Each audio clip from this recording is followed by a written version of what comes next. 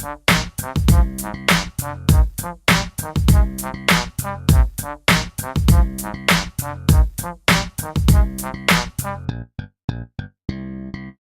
cliche to say this, but 2016 was packed with too many great games.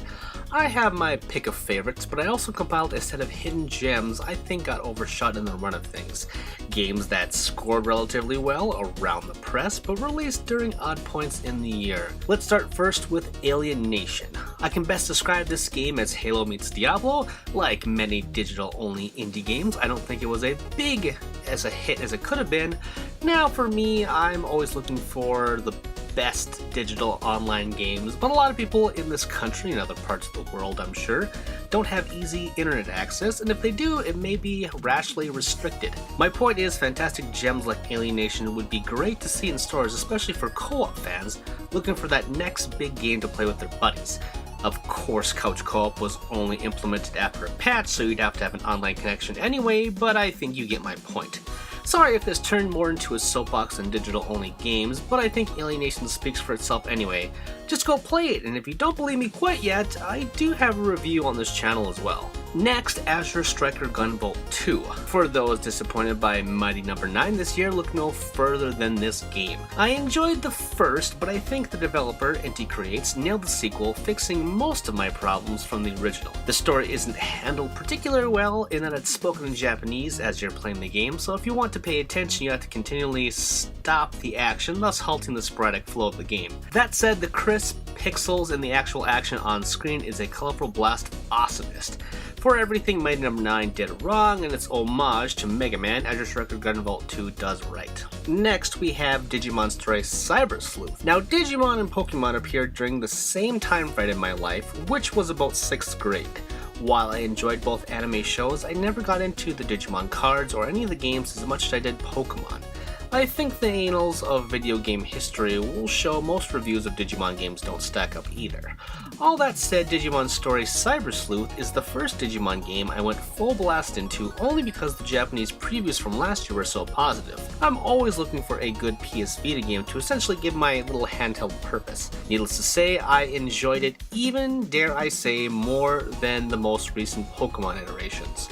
Plus, the influence of a .hack-like world made me giddy. It's great on both the handheld or PS4, but if I really had to recommend a platform, I'd say go with the PS Vita.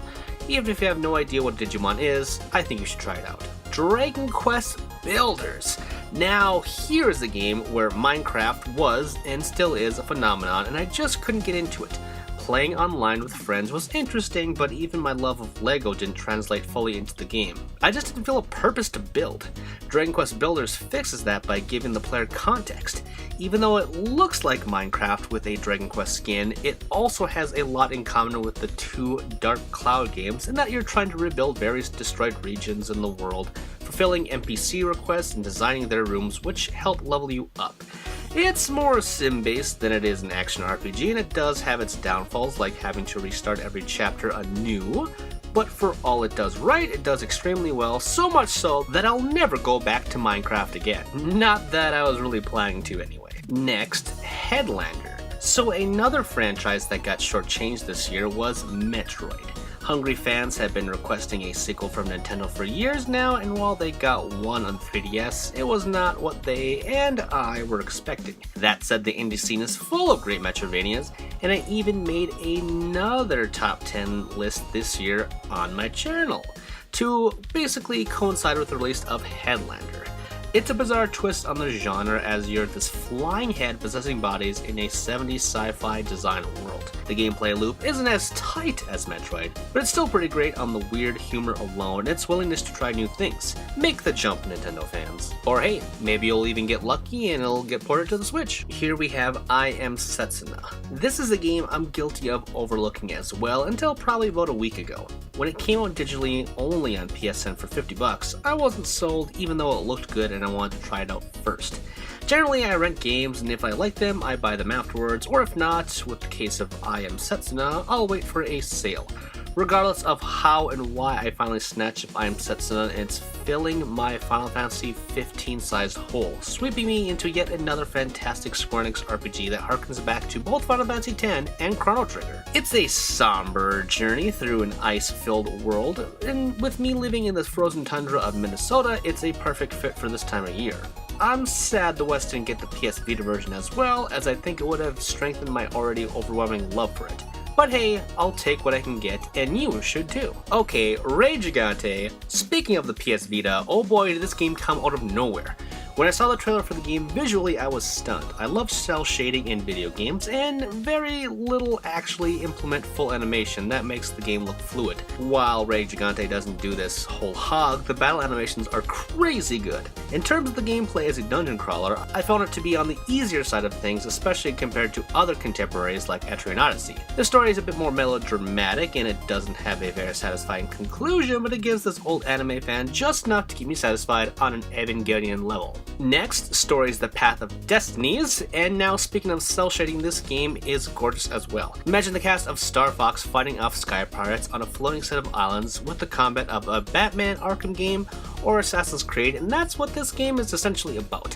Not only that, but it incorporates time travel to a degree in order to find the one true path to the end. As cool as this was, retreading old ground got repetitive after the third time. It's one of those games that, even after it all, it doesn't stick to the land. That said, for what it is, I had fun engulfing myself in this world of fantastic beasts. Okay, so the Deadly Tower of Monsters. This is definitely the oldest game on the list, and is, along with Gigant, probably the most obscure. Published by Atlas in January, this is a top-down action RPG that takes place inside a 50s B-movie. What the player is doing on screen is considered to be the actual film, so there's director commentary going on in the background.